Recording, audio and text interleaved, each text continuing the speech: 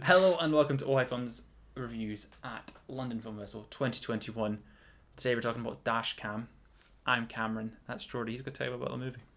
An American live streamer with polarizing political opinions breaks quarantine and travels to London to stay with her former bandmate. This film was directed by Rob Savage, who did Host last year, which was a horror film that sort of, I'd say, went under the radar. A lot of film people seem to have had a big thing for it. So Shudder, yeah, love it. Yeah, to be able to stream on Shudder, I need to get to it. After watching this, I feel like I do need to get to it. Mm-hmm. Dashcam, interesting. I liked bits of it.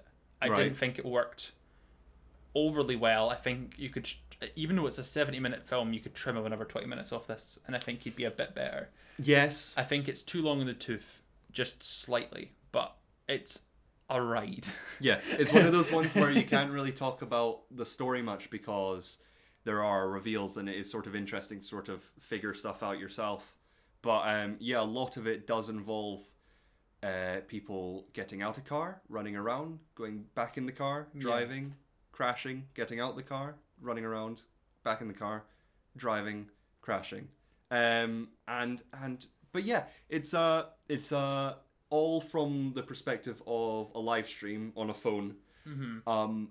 Sort of like how Host was all about the Zoom calls. Zoom call, you've got searching, which is all on the desktop, stuff like that.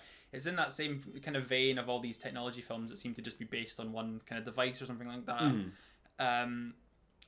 Horror is a decent genre to do these kind of things in because you're so used to this kind of technology, and it's like, oh well, it could maybe one day happen to me or something. I don't know, but it uses the format well. The comments are quite interesting to watch in relation to the video, although they do just kind of recycle a lot of the same sort of kind of. There's a live chat going. So because she's a far right sort of Twitch streamer, Periscope, I think that's what it's kind of based on. But all right. Some like a lot far right live streamer, you get a lot of just sort of like people throwing the word cuck about people. And just being really toxic. You then because of her political views, you do then struggle to sort of sympathize, and I thought they were maybe doing this so they could kill her off early doors, because I know they do that a lot when the people with like bad opinions sort of they give them bad opinions to sort of be able to kill them off quite early on, but they didn't do that. No. They kept her on board. She was basically her eyes and ears for the whole thing.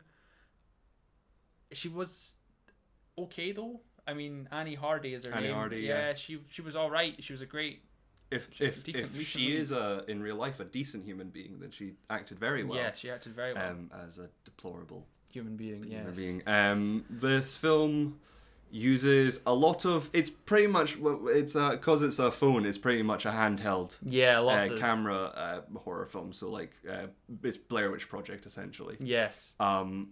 So it uses a lot of tricks and techniques that you've seen many times before, and doesn't really do much new, but hiding your cuts in pixelated video is a staple sometimes of these kind of things. Sometimes it cuts like miles, and it's but I would say that although it is sort of, it doesn't do anything new.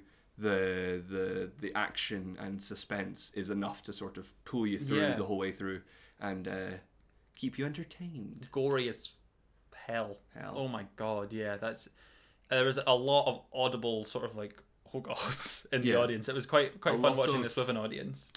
Is it body horror? I guess there's a lot of gore involving. It's just like torture porn in a way, and it's like oh my god, like a woman gets her arm caught in a steering wheel and then turned, and it's like oh boy.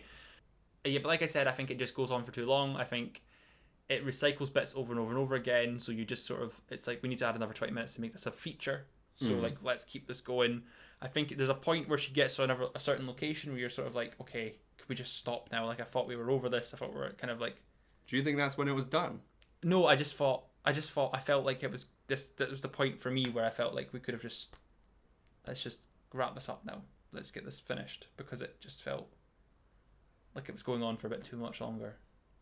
But then it wouldn't have had like the reveal of anything, I guess. But yeah, I understand that, but I just felt like it could have either pulled that in before, I just felt like you could cut 20 minutes off this easily, trim it.